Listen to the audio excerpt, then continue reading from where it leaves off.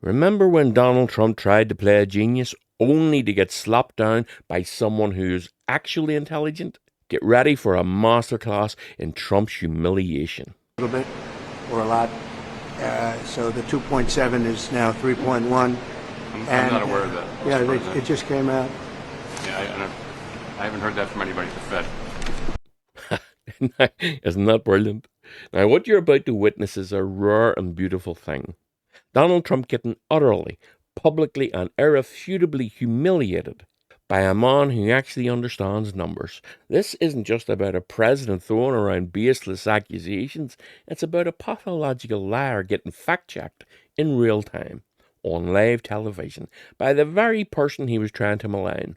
Trump, in his endless quest for distractions, decided to pick a fight with Jerome Powell, chairman of the Federal Reserve. He tried to accuse Powell of fraud, all because he can't stand anyone operating outside his pathetic control. He thinks he's a financial wizard, but what he really is, as you're about to see, is a clown trying to do arithmetic.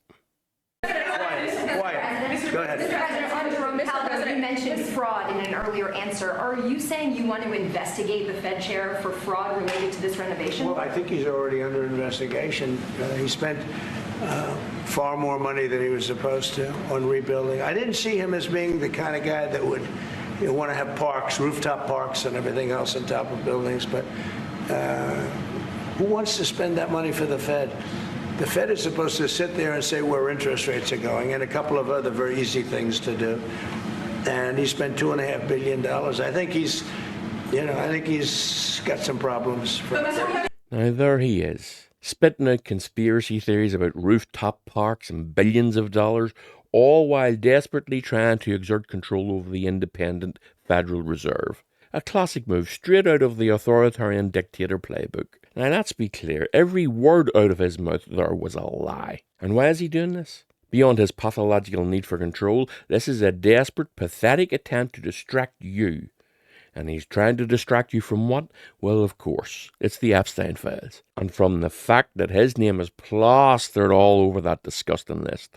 We won't let him pivot from his horrific past to this fabricated rubbish. He wants to weaponize the Fed to cover his tracks. But we're here to remind you, release the damn Epstein files.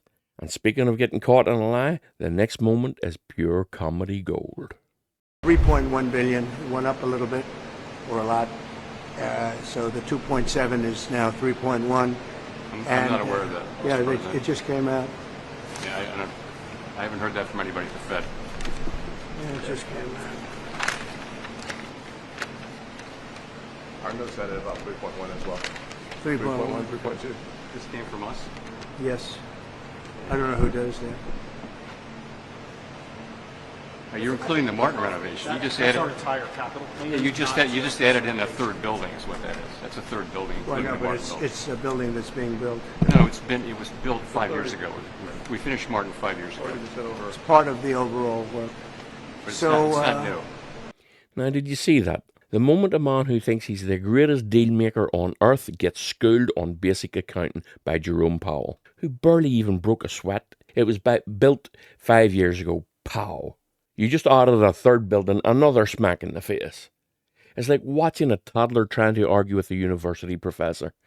Trump tries to throw out this 3.1 billion number, completely misrepresenting it. And Powell, with the quiet dignity of a man dealing with a particularly dim-witted child, calmly explains exactly how Trump is, as usual, full of shit. It's glorious, it's humiliating, and nobody dissects this brand of idiocy better than Lawrence O'Donnell. He saw it all, and he didn't hold back. Donald Trump is 79 years old. Jerome Powell is 7 years younger and immeasurably more intelligent than Donald Trump. And that was on display today when Donald Trump, in his failed attempt to divert our attention from his relationship with Jeffrey Epstein, went to the Federal Reserve headquarters, which is being remodeled, and thought he would shame Jerome Powell because the construction project was over budget, according to a piece of paper given to Donald Trump by the most incompetent White House staff in history, a piece of paper that took Jerome Powell seconds to read and seconds more to explain to Donald Trump how wrong his piece of paper is. It was the perfect lesson in why Donald Trump normally avoids confronting anyone who he knows is much, much smarter than he is.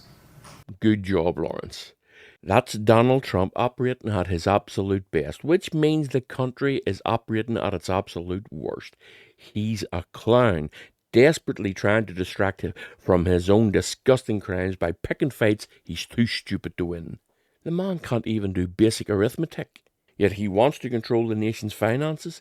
It's dangerous, it's pathetic, and it shows precisely why he usually avoids anyone smarter than him. But Jerome Powell stood his ground, and the result was public humiliation that will live forever. If you loved how Lawrence O'Donnell twisted that knife in, please hit that like button and leave a comment below. And if you're not subscribed, what are you waiting for? We have a lot of savage fun here exposing the truth, and I'll see you in the next one.